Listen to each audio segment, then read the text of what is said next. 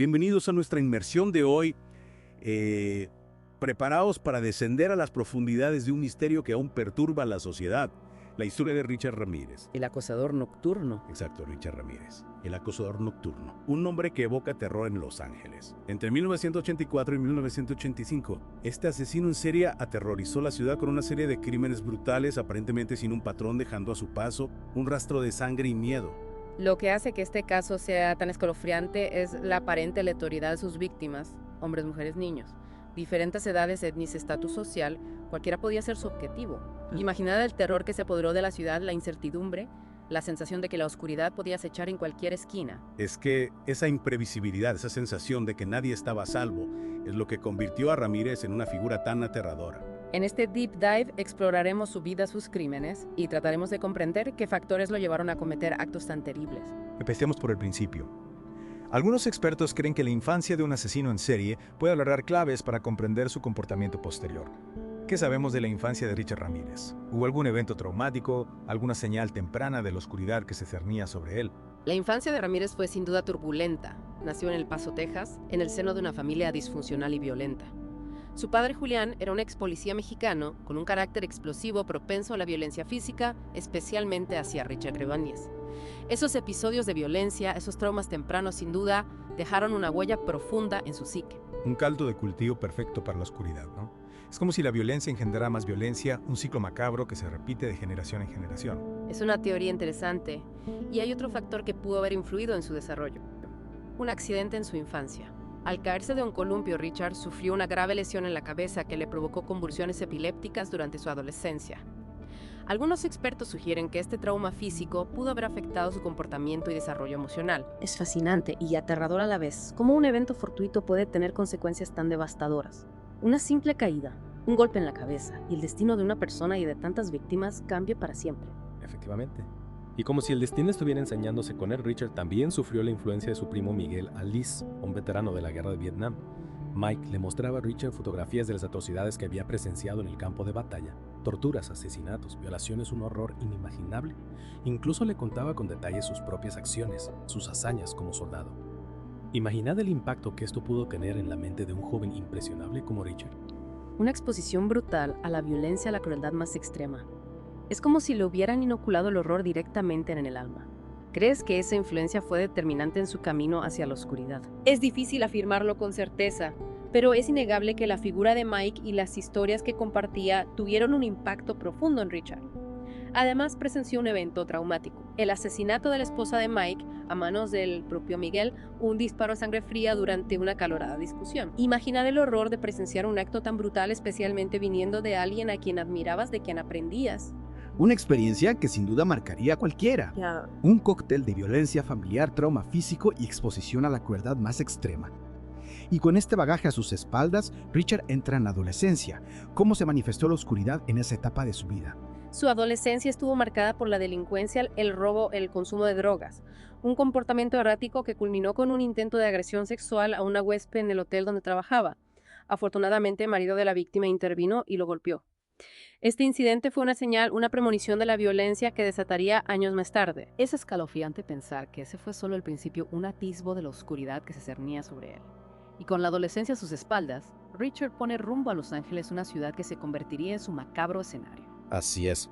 En Los Ángeles, la semilla de la oscuridad que llevaba dentro germinaría con toda su fuerza, dando lugar al nacimiento del acosador nocturno. Pero eso ya es otra historia. Una historia que continuaremos explorando en la siguiente parte de nuestro Deep Dive. No os la perdáis. Retomamos nuestra inmersión en la mente de Richard Ramírez. Le habíamos dejado llegando a Los Ángeles, una ciudad que se convertiría en el epicentro de su reinado de terror. Una ciudad vibrante, llena de vida, de sueños, que pronto se vería ensombrecida por el espectro del miedo. Porque los crímenes de Ramírez no se parecían a nada que hubieran visto antes. Efectivamente, lo que diferenciaba a Ramírez de otros asesinos en serie era la aparente falta de un patrón en la selección de sus víctimas. No se centraba en un grupo específico. Hombres, mujeres, ancianos, niños de diferentes etnias, estatus social, edades. Cualquiera podía ser su objetivo. Esa aleatoriedad, esa imprevisibilidad es lo que hacía que su figura fuera tan aterradora. Imaginad la angustia de los habitantes de Los Ángeles en aquellos días. Sabían que un depredador nocturno acechaba las sombras, pero no podían predecir quién sería su próxima víctima. Exacto. Y a esa angustia se sumaba la brutalidad de sus crímenes.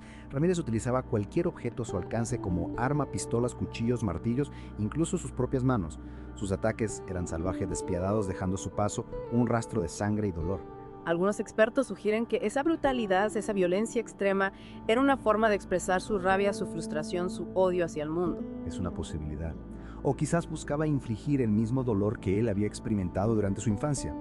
Hay teorías que apuntan a que los asesinos en serie recrean en sus crímenes los traumas que sufrieran en el pasado.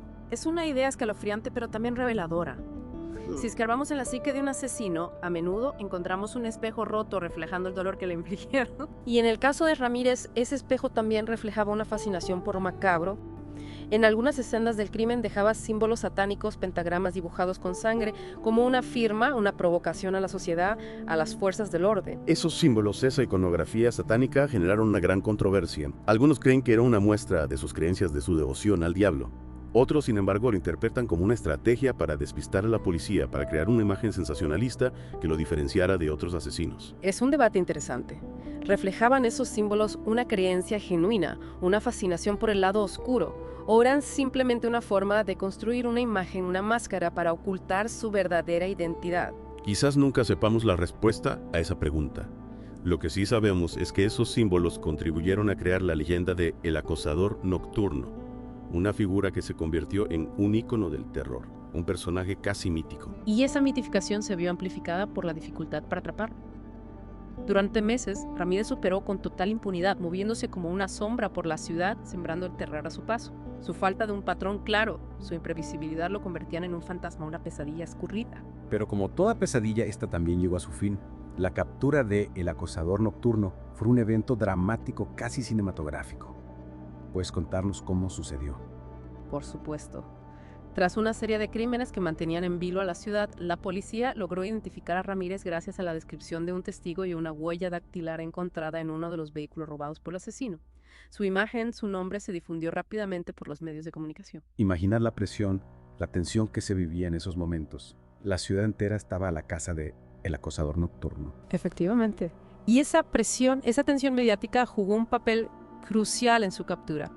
Tras ver su rostro en la portada de un periódico, Ramírez entró en pánico y huyó.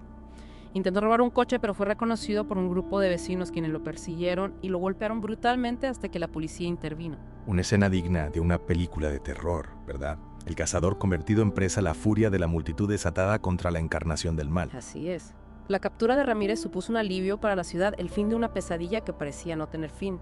Pero con su detención se abría un nuevo capítulo en esta historia macabra, el juicio de El Acosador Nocturno. Un juicio que se convertiría en un espectáculo mediático, un circo en el que se ventilarían los horrores cometidos por Ramírez y se analizaría su retorcida mente. Y a ese juicio, a ese análisis de su figura, nos dedicaremos en la última parte de nuestro Deep Dive.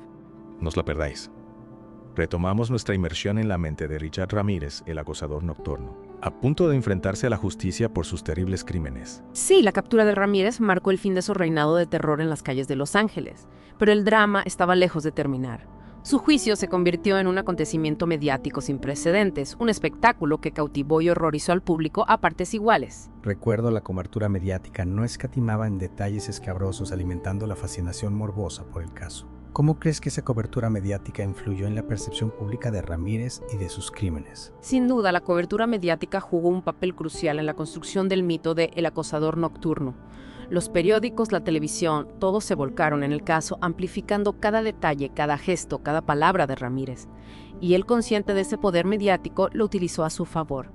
Es cierto, recuerdo las imágenes de Ramírez en la sala del tribunal, con su sonrisa desafiante, sus gestos teatrales, dibujando pentagramas en la palma de su mano. Parecía disfrutar de la atención de ser el centro de atención. Exacto.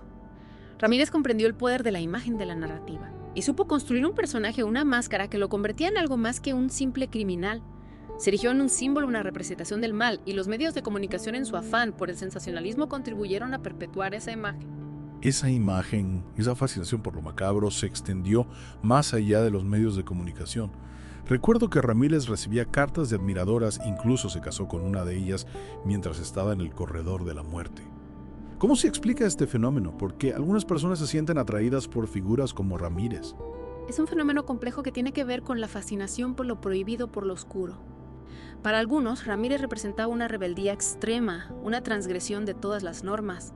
Su falta de remordimiento, su desprecio por la moral convencional, lo convertían en un antihéroe, en una figura de culto para aquellos que se sienten marginados, alienados por la sociedad. Es una perspectiva inquietante, pero que nos invita a reflexionar sobre la complejidad de la naturaleza humana, sobre nuestra propia fascinación por lo oscuro. Así es. El caso de Richard Ramírez, el acosador nocturno, nos confronta con el lado más oscuro de nuestra propia psique, con nuestra capacidad para el mal, para la crueldad, y nos obliga a preguntarnos, ¿qué lleva a un ser humano a cometer actos tan terribles? ¿Es el producto de una mente enferma de una infancia traumática? ¿O hay algo más profundo, una oscuridad innata que todos llevamos dentro? Preguntas complejas que quizás nunca tengan una respuesta definitiva. Lo que sí es cierto es que la sombra de Richard Ramírez aún se proyecta sobre nosotros. Su historia nos recuerda que la oscuridad existe, que el mal puede acechar en los lugares más inesperados. Y esa sombra, ese legado de terror nos invita a reflexionar sobre la fragilidad de la vida, sobre la importancia de la empatía, de la comprensión. Un mensaje poderoso que nos deja con un escalofrío, pero también con una invitación a la reflexión. Muchas gracias por acompañarnos en este viaje a las profundidades de la oscuridad. Ha sido un placer compartir esta inmersión en la mente del acosador nocturno. Esperamos que os haya resultado tan intrigante como a nosotros.